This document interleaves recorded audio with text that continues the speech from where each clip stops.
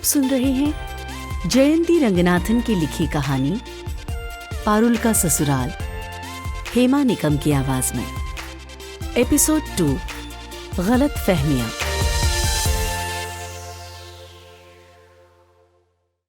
कोयल अपनी बाहें फैलाकर सामने दौड़ने लगी। पारुल ने देखा एक लंबा चौड़ा आदमी कोयल की तरफ आ रहा था। पारुल ने पीछे से कोयल को पकड़ने की कोशिश की। इसी कोशिश में कोयल को ठोकर लग गई। वो गिरने ही वाली थी कि दो हाथों ने उसे संभाल लिया। हाथ उस लंबे चौड़े आदमी के नहीं थे, शौर्य के थे। कोयल को अपनी बाहों में संभालते हुए शौर्य ने चुटकी ली। हमें तो लग रहा था कि साली साहिबा, आप उस पहलवान के लिए इतनी एक्साइटेड हो रही हैं। क्या जीज, आते ही मेरी फिरकी लेने लगे। आप स्टेशन नहीं आते तो मैं आपसे बहुत नाराज हो जाती। शौर्य मुस्कुराते हुए बोला। कैसे ना आता साली साहिबा, आपको नाराज करके मुझे मरना थोड़ी ही है। पारुल ने हंसते हुए राहत की सांस ली।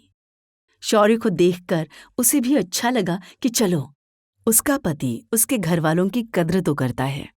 शौर्य ने एक कूली को अपनी तरफ बुलाकर सामान उठाने का इशारा किया। तीनों गाड़ी के पास आ गए। शौर्य की चमचमाती लाल रंग की मर्सिडीज देखकर कोयल की आंखें फैल गईं। जीजू, आपने ये नई गाड़ी कब ली?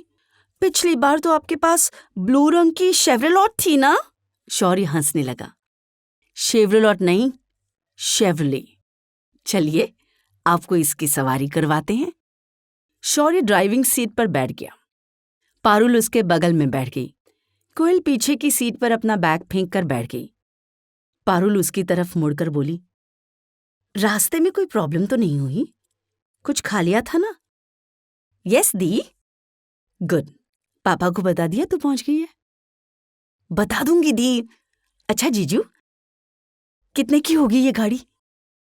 शौर्य जोर से हंसा। क्यों भाई, खरीदना है क्या? कोयल झेप गई। नहीं, बस यूं ही अपना जी के बढ़ा रही थी। पारुल थोड़ा झींक कर बोली, कोयल क्या बोल रही है? सोच समझ कर बात कर बहन। कोयल चुप हो गई, लेकिन 2 मिनट बाद वो फिर से शुरू हो गई। जीजू, आप मुझे 5 स्टार होटल ले चलेंगे? पिछली बार आप जहां लेकर गए थे, बहुत मजा आया था। श्योर, इस बार नई जगह जाएंगे। तानिया का बर्थडे आने वाला है, सेलिब्रेशन वहीं करेंगे। वाओ, वहां क्या पहन कर आऊं? बताओ ना दी। जो चाहो, वैसे भी बहुत टाइम है कोयल। कोयल ने लंबी सांस ली। खिड़की के बाहर उसे बड़ी बड़ी कोठियां, गाड़ियां और चमचमाती सड़क नजर आ रही थी। शौर्य की गाड़ी गाजियाबाद के पॉश इलाके कविनगर में एक बड़े से बंगले के सामने रुकी। शौर्य ने गाड़ी से उतरकर कहा, तुम सिस्टर्स अंदर जाओ, मैं ड्राइवर के हाथों लगेज भिजवाता हूं। पारुल के कमरे में आते ही कोयल ने दोनों हाथ फैलाकर कहा, दीदी तुम्हारे तो मजे हैं, तुम तो एकदम क्वीन की तरह रहती हो। पारुल मुस्कुराई। मजे तो तुम्हारे हैं, तुम अकेले कोर्स करने आई हो। इसमें क्या मजा है दी? कोयल, मैं कितना चाहती थी कि बाराबंकी से बाहर निकलकर आगे की पढ़ाई करूं, पर पापा ने मुझे जाने ही नहीं दिया। तो क्या हुआ दीदी, इतने बड़े घर में तुम्हारी शादी हो गई है, क्या कम है? यू आर सो लकी दी। पारुल ने लंबी सांस ली। अपनी बहन के गाल पर हल्के से चपत मारते हुए कहा, अच्छा, तुझे एक काम करना होगा। पापा ने जो मिठाई भेजी है, उसके साथ मैं तुझे एक पैकेट दूंगी। मेरी सास के हाथ में रख देना। कोयल चौंक गई। पैकेट? क्यों दी? तू नहीं समझेगी। देख, इस पैकेट में एक साड़ी, 2 शर्ट पीस और पैंट पीस हैं। कह देना ये सब पापा ने भेजा है। पारुल ने गिफ्ट रैप किया हुआ पैकेट बिस्तर पर रख दिया। उसकी सास को खुश करने का यही एक तरीका था। उसे पता था पापा ये सब नहीं भेज पाएंगे। लंच का टाइम हो गया था। पारुल किचन में आ गई। कोयल उसके पीछे पीछे चली आई। पारुल अपनी मेड गुड्डी के साथ लगकर खाना बनवा रही थी। लंच के बाद दोनों बहनें कमरे में आ गई। तानिया अभी स्कूल से नहीं आई थी। शौर्य और पापा जी अभी काम से लौटे नहीं थे। वहीं सास अपने कमरे में आराम कर रही थी। कोयल पारुल के नरम गुदगुदे बिस्तर पर लेट गई। पारुल वार्डरोब में इस्त्री से आए कपड़े तह करके रखने लगी। अचानक कोयल उठकर उसके पास आ गई। जानती हो दी, मैं तुम्हारी जगह होती ना तो ऐसे बिल्कुल नहीं रहती। कैसे? मतलब दी, तुमको ना स्टाइल में रहना ही नहीं आता है। तुम्हारा ऑटो पार्ट्स का इतना बड़ा फैमिली बिजनेस है, घर में 2 नौकर हैं, 2 बड़ी गाड़ियां हैं, ड्राइवर है, इतना पैसा है, पर तुम ना एकदम बहन जी की तरह रहती हो। वही किचन का काम, वही कॉटन की नाइटी, हद है यार। पारुल हंसने लगी। माय लिटिल सिस्टर, वो सब कुछ जो तुम कह रही हो ना, फिल्मों में होता है, रियल लाइफ में नहीं। कोयल आगे कुछ नहीं बोली, पर उसके चेहरे से साफ लग रहा था वो अपनी दीदी की बातों से बिल्कुल कन्विंस नहीं थी। दोनों बहनें बातें करते करते सो गईं। अचानक मोबाइल के रिंगटोन से पारुल की आंख खुल गई। पापा का फोन था। कोयल आ गई? उसने कॉल ही नहीं किया। जी पापा, उसकी ट्रेन राइट टाइम पर थी। घर आते ही हम दोनों बातों में बिजी हो गए। सॉरी। आप कैसे हैं पापा? आप अकेले घर कैसे मैनेज करेंगी? कर लूंगा बेटी, कल को शादी करके कोयल भी बाहर चली जाएगी, तब तो करना ही होगा ना। सुन पारुल, तुझसे जरूरी बात करनी थी। मेरा बचपन का दोस्त अमर आज मुझसे मिलने आया था घर। अमर अंकल? कैसे हैं अंकल और आंटी? सब ठीक है बेटी। अमर अपनी फैमिली के साथ नोएडा में रहने लगा है। तुम्हें बहुत पसंद करता था। मुझसे कहने लगा, तुमने अपनी बड़ी बेटी की शादी तो मेरे बड़े बेटे से नहीं की, अब छोटे बेटे की कर दो। ओहो, कोयल का रिश्ता मांग रहे हैं? ये तो अच्छी बात है पापा। अमर अंकल और उनकी फैमिली बहुत अच्छी है। उनका छोटा बेटा निखिल मेरे स्कूल में पढ़ता था, मुझसे 2 साल जूनियर था। हाँ, वो एमकॉम करके नोएडा में एक बैंक में काम करने लगा है। वो लोग संडे को कोयल से मिलना चाहते हैं। तुम इंतजाम कर दोगी? हाँ पापा, बिल्कुल, टेंशन मत लीजिए। आप अंकल को मेरा फोन नंबर दे दीजिए, मैं सब संभाल लूंगी। फोन रखने के बाद पारुल अपने लिए चाय बनाकर बालकनी में आ गई।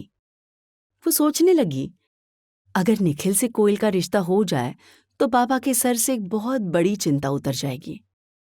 अमर अंकल को पापा की फाइनेंशियल कंडीशन मालूम है, वो सिंपल शादी को मान जाएंगे। पारुल ने मन ही मन अपनी बहन को दुल्हन की तरह सजे हुए देखा तो उसका दिल भर आया। उसने अपनी बड़ी बड़ी आंखें बंद कर आमीन कहा।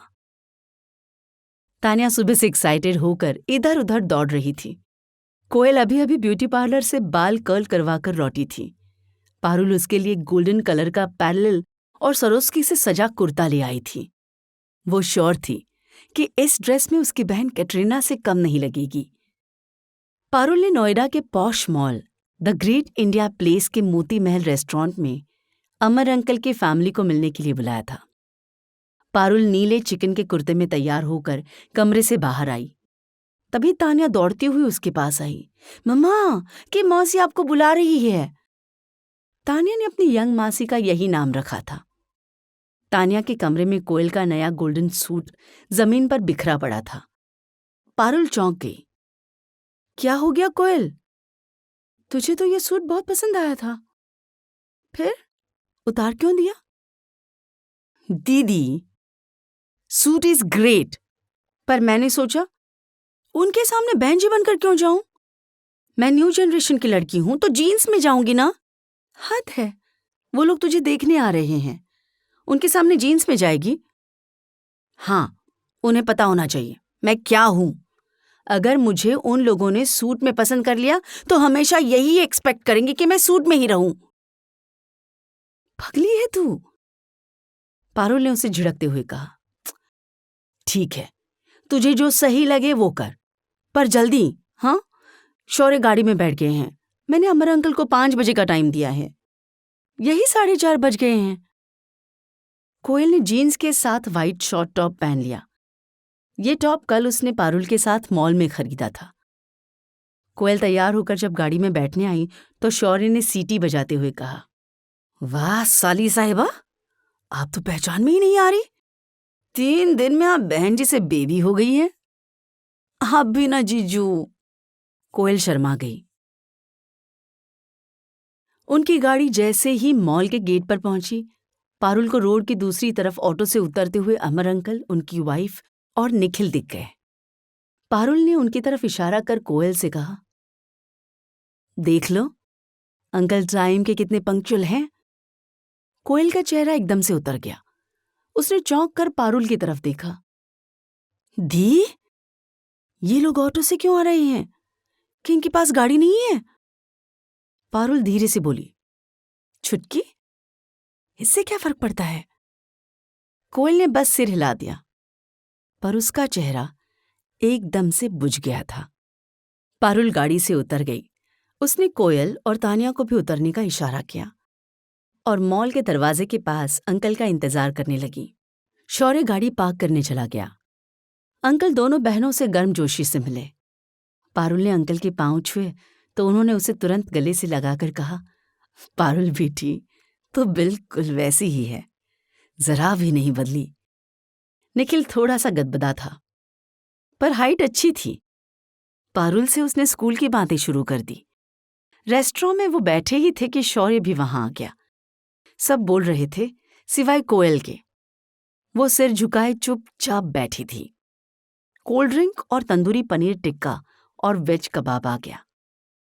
अंकल ने कोयल की तरफ प्लेट बढ़ाते हुए कहा, कोयल बेटी तुम चुपचाप क्यों बैठी हो? निखिल से कुछ पूछना हो तो पूछ लो। कोयल के बदले पारुल ने कहा, अंकल कोयल और मैं तो निखिल के बर्थडे पर कई बार आपके घर आए हैं। मुझे याद है निखिल कितना अच्छा गाता था। इनफैक्ट ये दोनों गाते थे। क्या था वो गाना? एवे एवे हो गया। सब हंसने लगे। कोयल ने अचानक कहा, हाँ अंकल, मुझे कुछ पूछना सॉरी कहना था। मैं ये शादी नहीं कर सकती।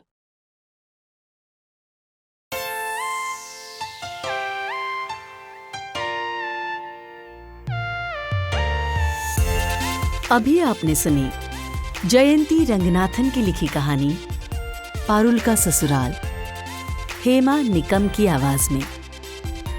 एपिसोड 2, गलत फहमियां।